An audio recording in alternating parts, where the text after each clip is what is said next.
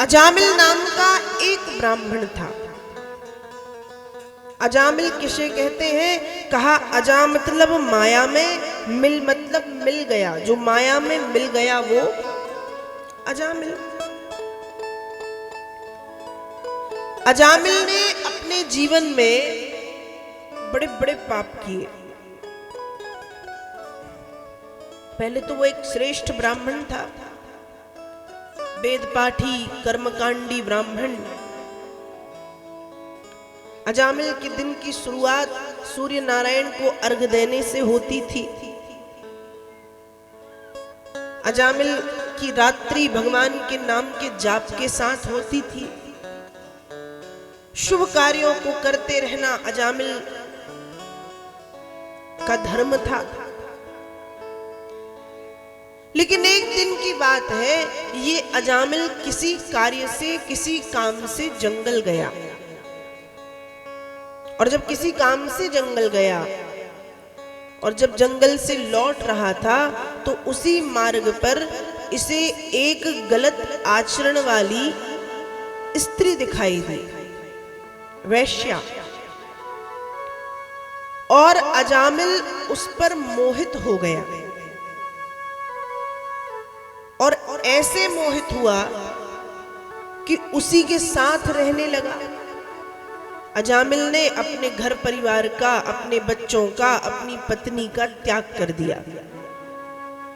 उसी वैश्या के साथ वो जीवन यापन करने लगा। शास्त्र कहते हैं, व्यक्ति जैसा संग करता है उसका स्वभाव भी वैसा ही हो जाता है। व्यक्ति जैसा संग करता है, संग वो वैसा ही बन जाता है। जब तक अजामिल धर्मपत्नी के साथ था, तब तक अजामिल भी धर्मवान था। लेकिन जैसे ही एक वैश्या के चक्कर में वो पड़ा,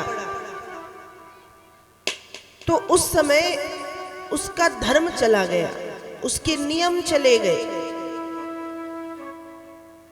वो पथभ्रष्ट हो गया।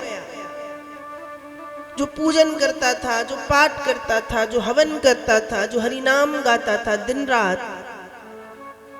अब वो चोरी करने लगा, वो डाके डालने लगा, वो लूटपाट करने लगा, वो हत्या करने लगा, वो हिंसा करने लगा, वो गलत काम करने लगा, वो बुरे काम करने लगा।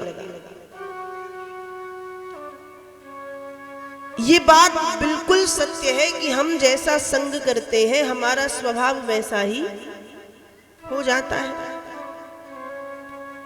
एक कहावत है, काजल की कोठरी में के तकहू सयानो जाए, काजल की एक रेख लागत पे लागत है। एक काजल का कमरा है, उस काजल के कमरे में कोई बहुत ज्ञानी व्यक्ति भी पहुंच जाए, खूब बच बच के जाए कि हमको काजल ना लगे, तो क्या संभव है? थोड़ा बहुत तो कितने भी बच के जाए लगेगा।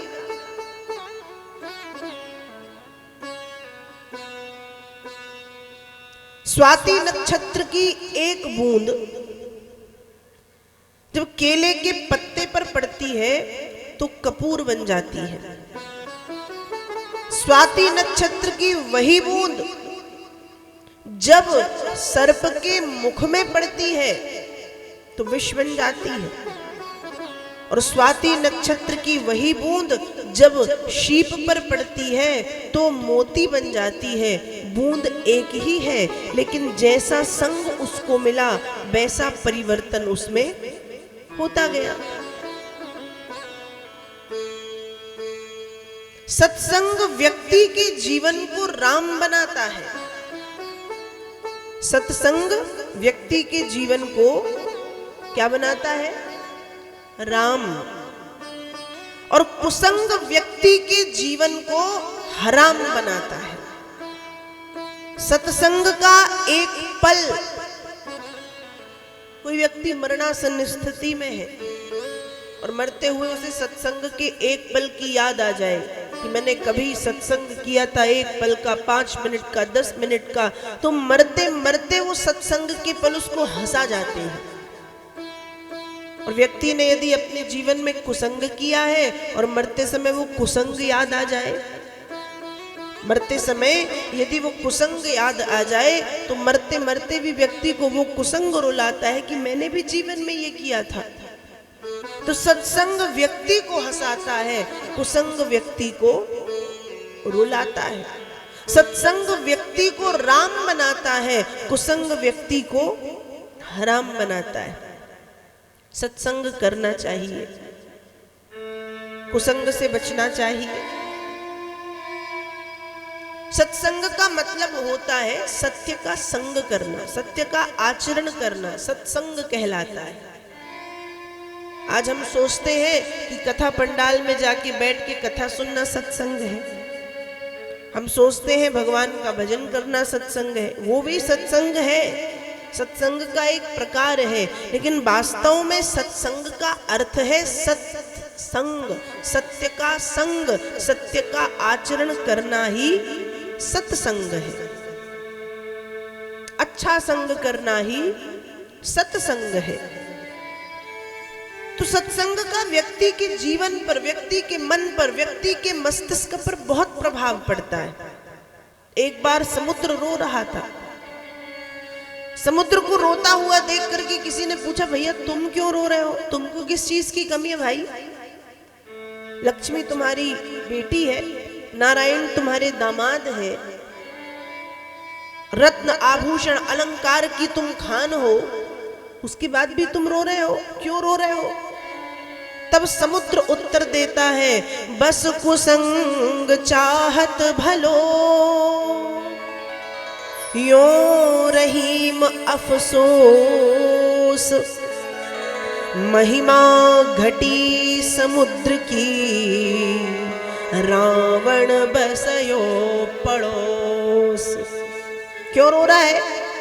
इसलिए रो रहा है कि भैया मैं रावण को नहीं जानता, रावण मुझे नहीं जानता, मेरा उसके घर आना जाना नहीं है, उसका मेरे घर आना जाना नहीं है, मैं उससे बात नहीं करता, वो मुझसे बात नहीं करता, मैं उसको देख के नहीं हंसता, वो मुझे देख के नहीं हंसता। सिर्फ मेरी गलती ये है कि मेरा पड़ोसी रावण है, मेरा पड़ोसी रावण है, मैं उसके पड़ोस में, वो मेरे पड़ोस में रहता है। और सिर्फ कुसंग रूपी रावण के सामने रहने मात्र से राम रूपी सत्संग ने मुझको आकर के बांध दिया। जिस समुद्र को कभी बांधा नहीं जा सकता था, उस समुद्र को भी रावण के कारण बंधना पड़ा। ये कुसंग है। मैं उसके साथ नहीं हूं, मैं उससे बातचीत नहीं करता, मैं उसके साथ उठता बैठता नहीं हूं, सिर्फ उसके सामने रहता हूं। बस कुसंग चाहत भलो, यो रहीम अफसोस, महिमा घटी समुद्र के, रावण बसयो पड़ोस। ये कुसंग है। इसलिए व्यक्ति के जीवन में सत्संग का होना जरूरी है, सत्संग करना चाहिए।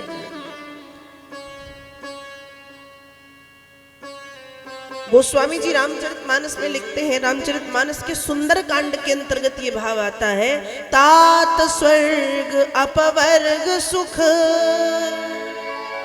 धैर्य तुला एक अंग, तूल न ताही सकल मिली, जो सुख लो सतसंग।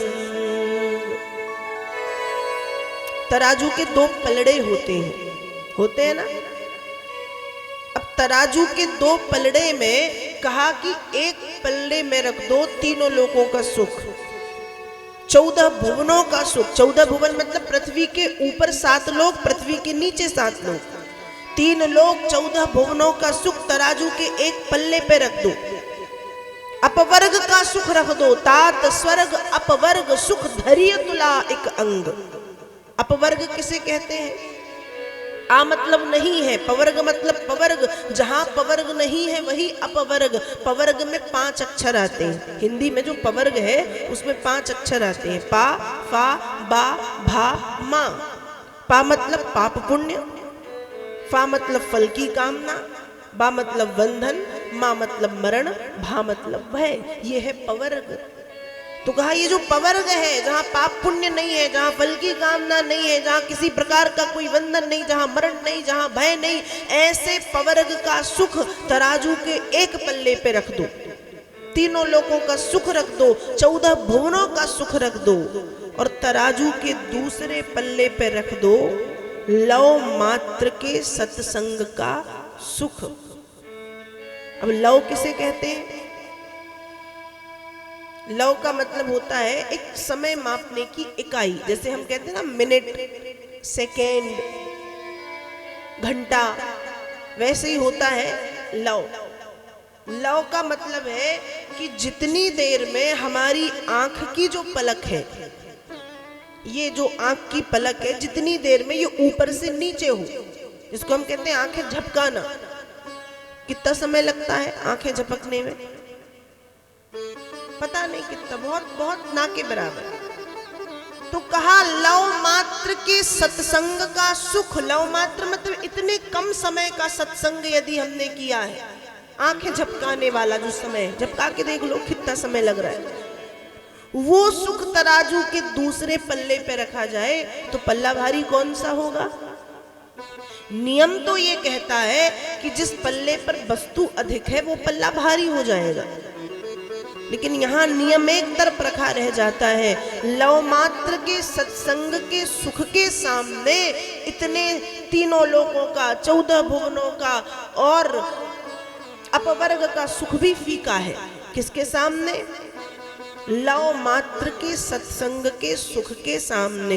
तो तात स्वर्ग अपवर्ग सुख धैर्य तुला एक अंग, तूल न ताही सकल मिली जो सुख लो सत्संग।